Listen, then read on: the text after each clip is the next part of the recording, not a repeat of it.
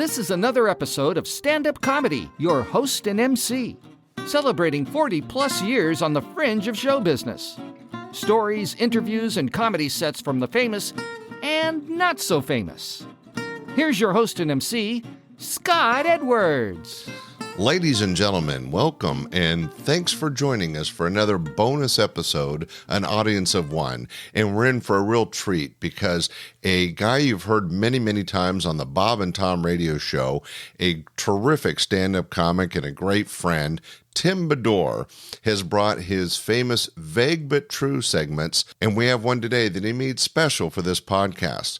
So ladies and gentlemen, sit back and enjoy Vague But True by the one and only Tim Bedore. Here he is, a philosopher, a writer, a comedian, a man who thinks today's tattoos will be tomorrow's permanent members-only jacket, the host of Vague But True, Tim Bedore. Well, thank you very much. My friends, or people I've never met, we live in a world, and that's hard to deny. Let's start with some common ground. We live in a world, and I believe that world, our world, and the people in it are getting more and more alienated from one another every day. We have lost our sense of being in this together. Am I talking about politics? No. Climate change? No. COVID? No. Well, okay, I'm talking about some of those things, but where did those things come from? Where did that alienation come from? I'm talking about what I saw a few years ago when my daughter was in school and a young woman who lived in her building brought to college a potbelly pig. My daughter shared a modern 10-story apartment building with a potbelly pig. In my college days, waterbeds weren't even allowed in most apartment buildings. There were generally restrictions on cats and certainly dogs, but my daughter's place allowed farm animals. I found that out one day when I went to campus to help my daughter change a tube on her bike, because changing a tube on her bike is something Dad always did. Over the phone, I tried to talk Claire into doing it herself. You're on your own now, work the problem, you're in college. When I was a kid, I was changing bike tires before I was 10, 11 years old. And I resolved to be resolved, stand my ground, force her to grow up. And she said, Dad, so I headed right down there to help her with the tire. And out of the building strides a young woman walking a 20-pound pig on a leash. In the middle of Minneapolis, a pig on a leash. You may be asking, how does a renter get permission to live with her pig? This pig is what is called a comfort animal.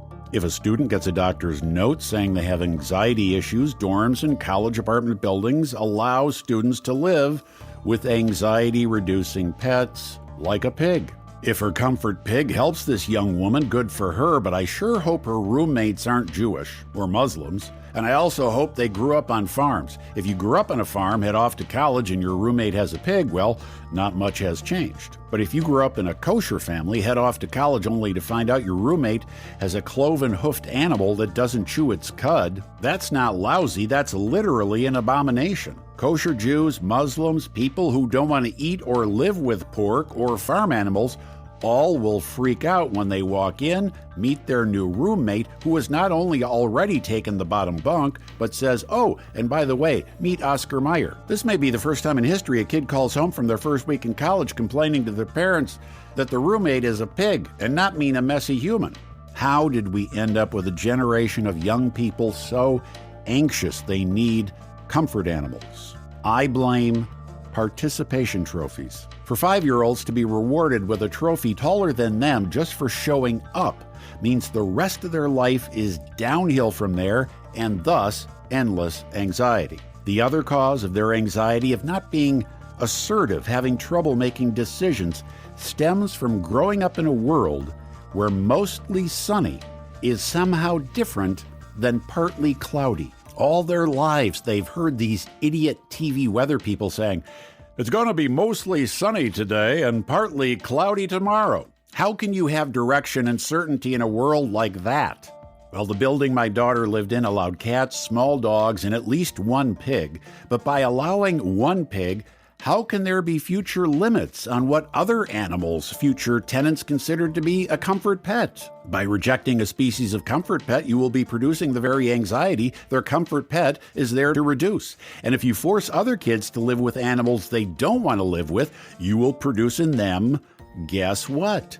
Anxiety. Now they need a comfort pet. You're not living in a college dorm, you're living in a zoo. And I predict one day a college student will come back from class and hear their roommate say, "I'm so sorry, but my comfort coyote just ate your comfort pig. I feel so bad."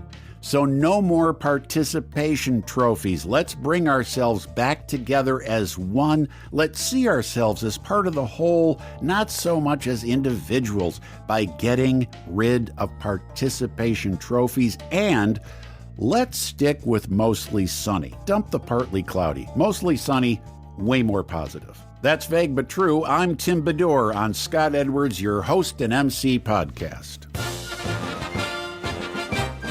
You've heard words to remember, words for young and old to hear, words of our national heritage, words Tim Bedore said on the radio.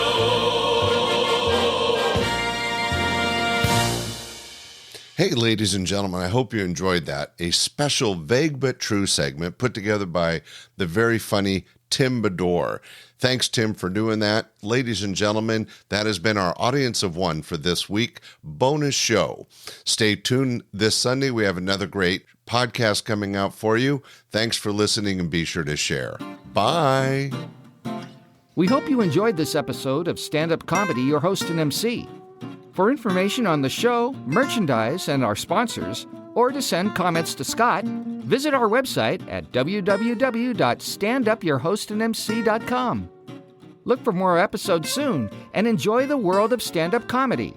Visit a comedy showroom near you.